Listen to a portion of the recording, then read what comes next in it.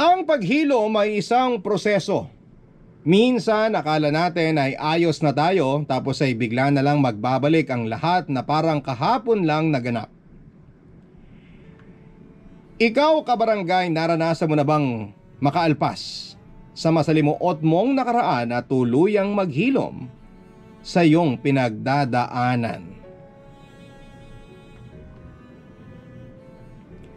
Dear Papa Dudut, lahat naman siguro tayo ay merong nakaraang gusto na nating ilibing sa malalim na hukay. Hindi lang ang mga alaala kundi kasama na rin doon yung dati nating pagkatao kung saan ay minsan tayong naging mahina. Dahilan para abusuhin tayo at pagsamantalahan ng ibang tao. Kaya nga importante na maging mabuti tayo sa ating kapwa dahil lingid sa ating kaalaman ang bigat ng kanilang pinagdaraanan na ikinukubli ng kanilang mga ngiti. Bago ko simulan ang kwentong nais kong ibahagi sa Barangay Love Stories ay gusto ko muna kayong batiin ng isang magandang araw, Papa Dudut. At sana ay palagi kayong nasa mabuting kalagayan, gayon din ang ating mga tagapakinig.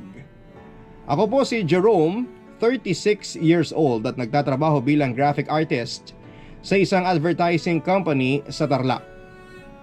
Ang totoo niya, naging fan talaga ako ng inyong programa matapos akong makapakinig ng isa sa mga kwentong inere niyo noon.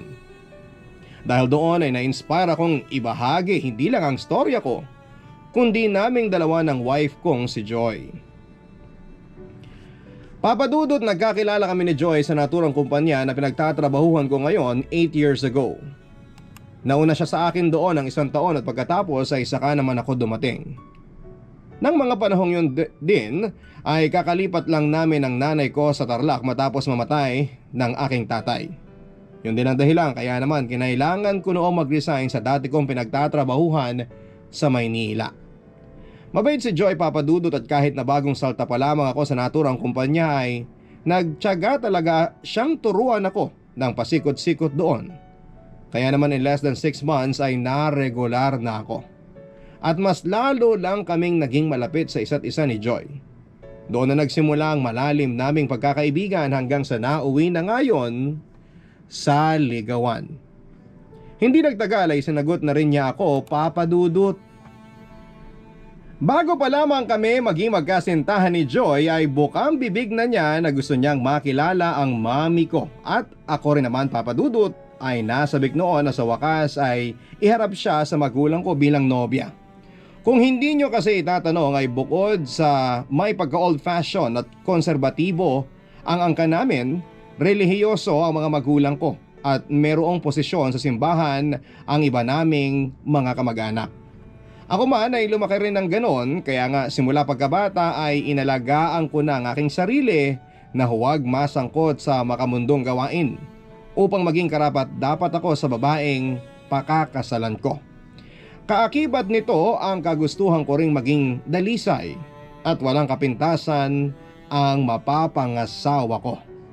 Matapos nga ang pag-uusap namin yun ni Joy at ang pag-antala niyang makilala ng personal ang mami ko, ay inintindi ko na lamang siya, Papa Dudut.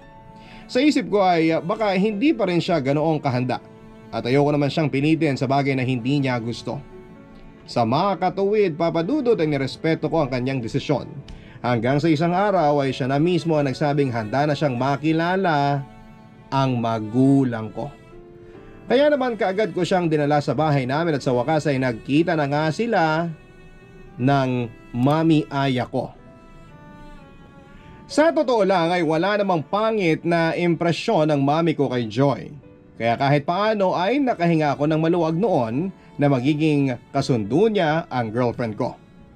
Papa Dudut, malaking bagay sa akin na mayroong maayos na ugnayan ng magulang ko at ang girlfriend ko dahil pareho silang mahalaga sa buhay ko. Kaya lang ay meron akong napansin kay Joy ng araw na yon matapos ko siyang ipakilala sa mami ko, Papa Dudut. Naging tahimik kasi siya at nawala ng kibo. Hindi yung tipikal na siya dahil kalog at kuwela ang girlfriend ko. Kaya naman nag-worry talaga ako ng husto dahil sa pananahimik niya. Sinabi naman sa akin ni Joy na ayos lang siya at napagod lang. Kaya naman hindi ko na rin siya kinulit noon, sa halip ay inihatid ko na lamang siya diretso sa apartment niya. Kaya lang ng mga sumunod na araw ay parang napapansin kong nagiging balisa si Joy. Wala naman siyang sakit pero malungkot siya at walang kabuhay-buhay ang kanyang mga mata. Hindi na rin siya madalas nang ngumingiti o tumatawa at tila nawalan na rin siya ng gana sa lahat ng bagay ng mga panahong yon, Papa Dudut. Ligaya, isang napakagandang salita sa ating wika na meron ding nakakatuwang kahulugan. At katulad ng kanyang pangalan, ganon din ang personality ng girlfriend kong si Joy. Masayahin, palatawa, kalog, mga bagay na una kong nagustuhan sa kanya noon, pero habang tumatagal, nalalo ko siyang nakikilala ng husto. Noon ko lang napatunayan sa aking sarili na hindi lang pangalan niya ang nakapagpapaligaya sa akin, kundi maging ang buong pagkatao niya, Papa Dudut. Nang mga panahong yon, kahit na hindi pa nga nagtatagal na naging magkasintahan kami, ay hindi ko na pinigilan ang sarili kong lalong mahulog sa kanya. Alam ko naman na nakakatakot ang pag-ibig, kaya nga gabi-gabi rin ay pinagdarasal ko na basbasan ng Diyos ang aming relasyon ni Joy at mas lalo pa niya akong tulungan na pagtibayin yon. Papa Dudut, maganda si Joy at may pagka-misteryoso. Bukod sa akin ay wala na siyang naging ka-close sa mga kasamahan namin sa trabaho, kaya naman kakaunti lang din ang nakakaalam ng tungkol sa pamilya niya. Palibhasa, hindi na naman ito masyadong nagkikwento. At ang alam lang ng karamihan ay meron siyang matandang nanay at baldadong stepfather na kasama niya sa isang bubong bago siya noon nag-decide na tumira na mag-isa.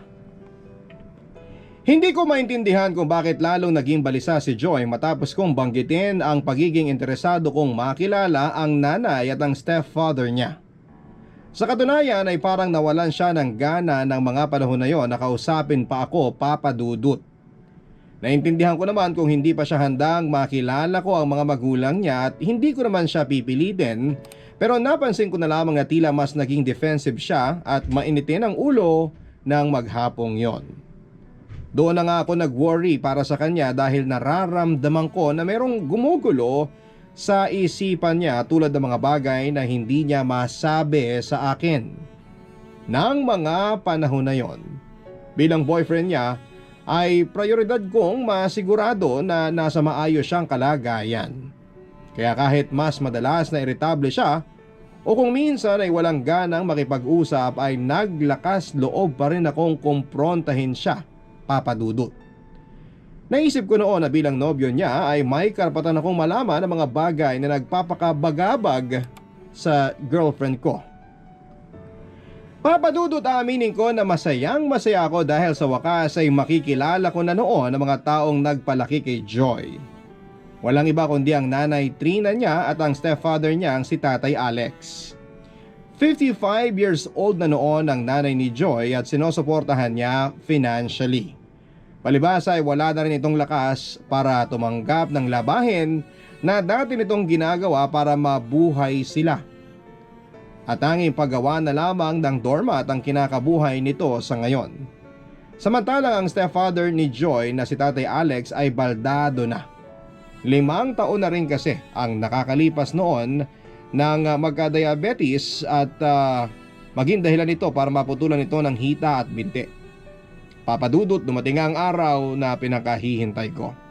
Sa wakas ay nakarating na kami sa apartment na tinutuluyan ng mga magulang ni Joy. Maliit lamang yon at para lang sa 2 tao. Medyo makalat dahil maraming nakatabas na ritaso para sa paggawa ng mga basahan. Pero wala namang kaso sa akin yon. Nang unang beses ko ngang makita ang nanay at stepfather ng girlfriend ko ay aminin kong nakaramdam ako ng awa. Pero pagkatapos noon ay napansin ko rin na ilang at malayo ang loob sa kanila ni Joy, Papa Dudut. Nang mga panahong yon ay aaminin kong sinantabi ko na lamang kung anuman ang napansin kong yon sa aking nobya hanggang sa umuwi na kami. Pero hindi pa man kami gaanong nakakalayo sa apartment na tinutuluyan ng mga magulang niya ay biglang napahagulhol si Joy, Papa Dudut. Doon na nga ako nataranta dahil hindi ko alam ang punot dulo ng breakdown niya. Aaminin ko na hindi ako nakaimik agad nang bigla na lang umiyak si Joy habang papauwi kami galing sa bahay ng nanay at stepfather niya, Papa Dudut. At mas lalo lamang akong kinain ng pagkataranta ko dahil pinagtitinginan na rin kami ng mga taong dumaraan. At bago nga ako mapagkamala noong nanakit ng babae ay niyaya ko na ang girlfriend ko sa isang malapit na coffee shop. Mabuti na lamang dahil hindi na siya masyadong umiiyak pero emosyonal pa rin siya at malungkot noon. At matapos ko nga tanungin sa kanya ang dahilan kung bakit siya nagkaganon ay doon na niya inamin sa akin ang pinakatatago niyang lihim, Papa Dudut. Hindi na ako magpapaligoy pa, inamin sa akin ni Joy na sexually abused siya. Nagsimula yon noong dumating sa buhay nilang mag-ina ang stepfather niya, na walang iba kung hindi ang kanya ring abuser, at nagpatuloy pa yon hanggang noong nasa college na siya. At sa edad na 12 anyos ay naranasan niyang bugbugin at maltratuhin. Dagdag pa ni Joy na hindi naman daw yon regular. Nangyayari lamang ang pananakit at pang-aabuso kapag nalalasing ang stepfather niya, at ang pangmumolestya katulad ng panghihipo o paninilip sa kanya ay sa tuwing naiiwan siya mag-isa sa bahay kasama ito. Ngunit dumalang na raw yon matapos po itong tuluyang magkasakit at mabaldado. Papa Dudut, halos umakyat ang dugo ko sa ulo dahil sa matinding galit na naramdaman ko matapos kong marinig ang mga pag-amin sa akin ni Joy. At gusto kong masuka dahil maayos ko pang pinakitunguhan ng abuser niya. Sinabi sa akin ni Joy na pilit niyang kinakalimutan ang tungkol sa nakaraan niya noong kabataan niya, subalit hindi niya akalain na bigla na lang magbabalik ang mga pakiramdam at alaala ng hindi niya namamalayan. At sa huli na para subukan pa niyang pigilan na huwag masaktan. Lalo na't maraming beses na rin kasi niyang noong sinubukang umalis na lang sa kanila pero hindi naman niya magawa yon dahil hindi niya kayang iwanan ang nanay niya. Palibhasa, tinakot din kasi siya noon ng stepfather niya na may gagawing hindi maganda sa nanay niya. Matapos ko ngang malaman ang tungkol sa bagay na yon ay hindi na ako nagpapigil pa kay Joy dahil galit na galit akong bumalik noon sa apartment ng magulang niya para pagbayarin ng demonyo niyang stepfather. Papa Dudut, kitang-kita ko kung paanong sa isang iglap ay nagbalik kay Joy ang lahat ng masalimuot niyang pinagdaanan noon. At mas lalo lamang akong naawa sa girlfriend ko dahil hindi rin siya kinampihan ng kanyang sariling ina. Galit na galit ako ng mga panahong yon at marami akong masasamang salita na gustong sabihin sa mga taong nagpalaki at nagpahirap sa buhay ni Joy. Pero hindi ko na ngayon na isang tinig pa nang pinigilan ako at pakiusapan ng girlfriend ko. Aaminin ko na litong-lito ako ng mga panahon na yon, Papa Dudut, at maraming bagay pa rin na hindi pumapasok sa utak ko. Kaya naman matapos kong maihatid sa apartment niya si Joy ay walang imik na rin akong umalis.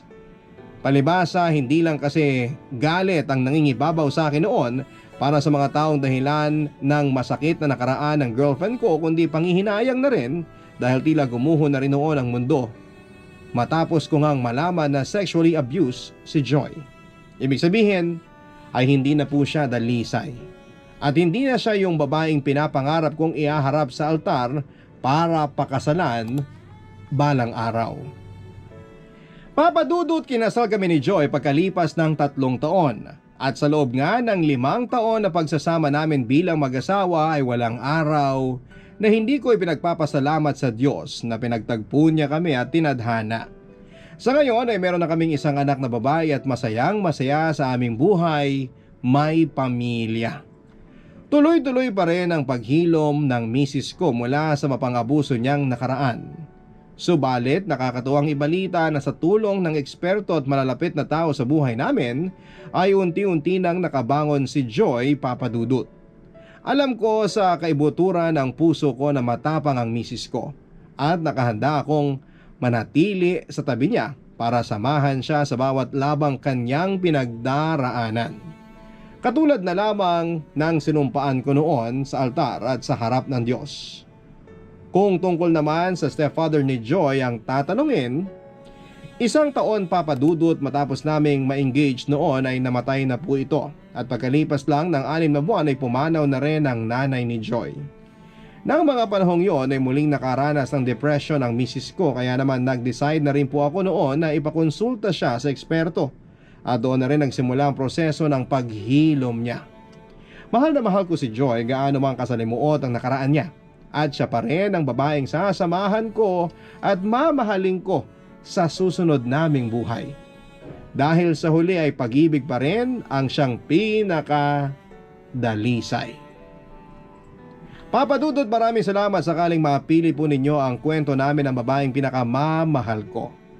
At napakalaking bagay kung ito ay mai-ere po ninyo at sana ay kinapulutan din po ito ng aral ng ating mga kabarangay. Ang inyong forever kapuso at kabarangay, Jerome. Maraming salamat and congratulations sa ating letter sender na si Jerome at sa kanyang misis na si Joy. Kayo ang buhay na patunay na kapag nangibabaw ang tunay at wagas na pag-ibig ay walang anumang nakaraan ang makakahadlang. Lalo na kung para talaga kayo sa isa't isa. At sa mga tulad ni Joy, napakatapang mo kaya naman kahit kami proud na proud din sa iyo.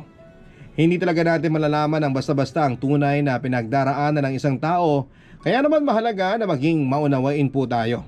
At kung tayo man ay dumaraan sa parehong sitwasyon, palagi pa rin nating tandaan na hindi tayo nag-iisa.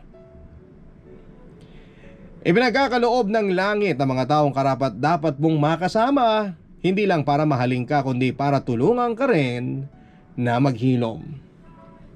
Kaya huwag kayo mawawalan ng pag-asa, no? Magkakajowa din kayo. Ako po ang inyong si Papa Dudut sa mga kwento ng pag-ibig, buhay at pag-asa. Ito po ang Barangay Love Stories. Ito lamang yan sa Barangay LS 97.1, Forever Number 1.